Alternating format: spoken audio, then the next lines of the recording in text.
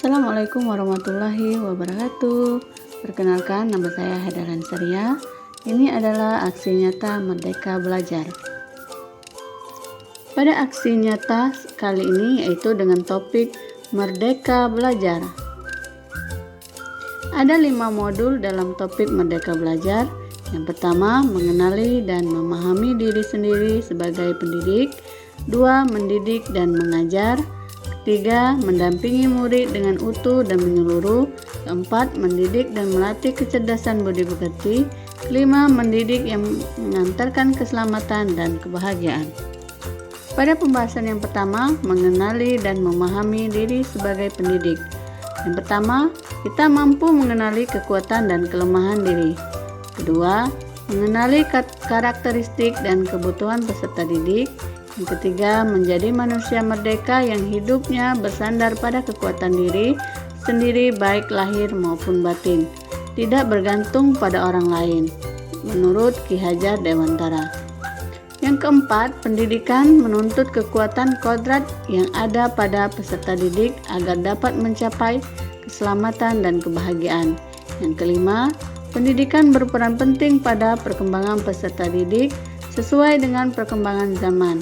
Yang keenam, mendidik anak sama dengan mendidik rakyat. Yang ketujuh, guru harus adaptif terhadap perubahan. Yang kedua, mendidik dan mengajar. Poin pertama ada pengajaran merupakan bagian dari pendidikan. Poin kedua, pengajaran merupakan cara menyampaikan ilmu atau manfaat bagi hidup peserta didik secara lahir dan batin. Ketiga, mendidik adalah penuntun segala kodrat yang ada pada peserta didik sehingga dapat mencapai keselamatan dan kebahagiaan setinggi-tingginya. Keempat, pendidikan tidak sekedar memberikan pengetahuan, namun mendidik keterampilan berpikir dan mengembangkan kecerdasan batin peserta didik. Yang kelima, sistem Among. Ing ngarso sung tauladan ing madya mangun kasa tutwuri handayani. Yang keenam, manusia merdeka, manusia yang dapat menguasai dan memerintah dirinya.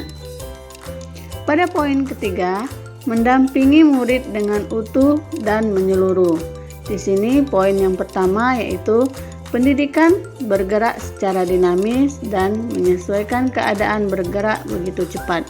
Yang kedua, setiap peserta didik terlahir dengan kodrat alamnya masing-masing. Ketiga, perubahan tidak bisa dihindari, sehingga cara mendidik dan mengajar perlu disesuaikan dengan perkembangan zaman.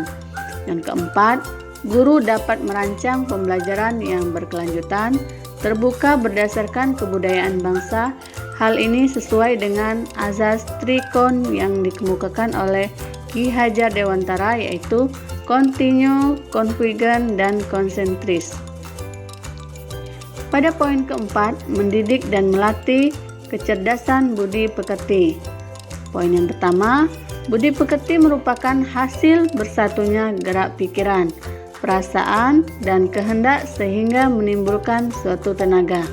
Yang kedua, budi pekerti juga merupakan perpaduan cipta, rasa, dan karsa. Yang ketiga, budi pekerti peserta didik tidak hanya dibentuk di lingkungan sekolah saja, tapi juga terbentuk dari lingkungan keluarga dan masyarakat. Yang keempat, kodrat anak diibaratkan kertas yang sudah terisi penuh, yang terisi berbagai macam coretan dan tulisan, sehingga tugas pendidik adalah menebalkan, memperjelas arti dari coretan dan tulisan tersebut. Yang terakhir itu yaitu pendidikan yang mengantarkan keselamatan dan kebahagiaan. Yang pertama, sebagai seorang guru, tidak hanya mengajarkan ilmu pengetahuan saja, tapi guru harus mampu membimbing dan memantau peserta didik untuk mencapai pemahaman yang bermakna. Yang kedua, perspektif guru tidak selalu sama dengan perspektif peserta didik.